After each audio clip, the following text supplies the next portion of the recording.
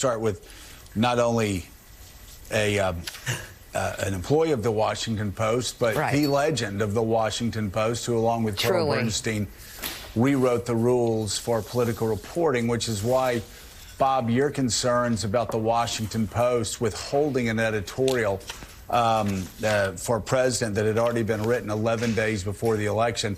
While you're so disturbed by it, I'm moved by the backstory about your reporting, which of course we now all know about.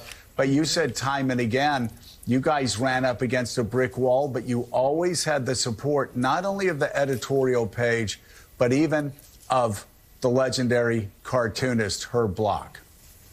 Yes, exactly. And Katharine Graham, the owner, who just said, look, do this, we're going to back you. And what Carl Bernstein and I wrote about the Nixon administration was controversial, denied. We were out alone, but we had that backing.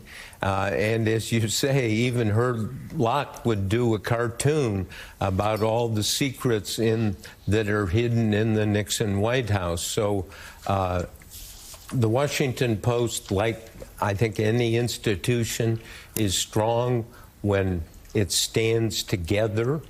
And this is a case where I believe the great reporting that the Washington Post has done on Donald Trump should be backed up 100% by the editorial page.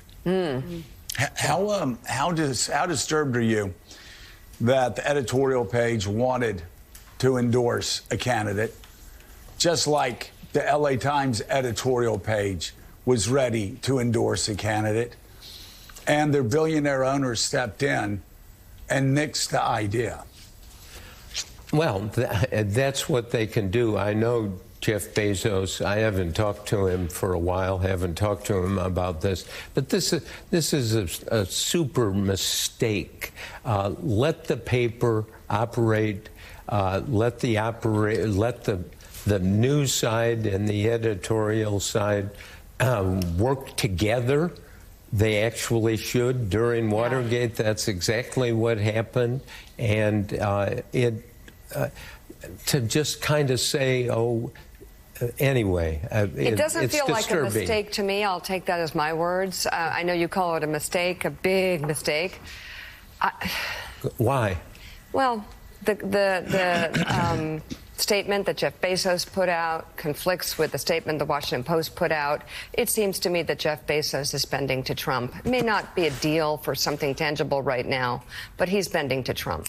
Well, I don't know that, but I just think he should hands off, hands off. I agree. When Katharine Graham and Don Graham were publishers of the Washington Post, they backed They were brave. the reporting always, and many times it was controversial, and as I say, many times alone. And to put the newspaper, I mean, it just makes no sense. I mean, Bezos' statement, this kind of idea, I want you to know I'm operating on principle here.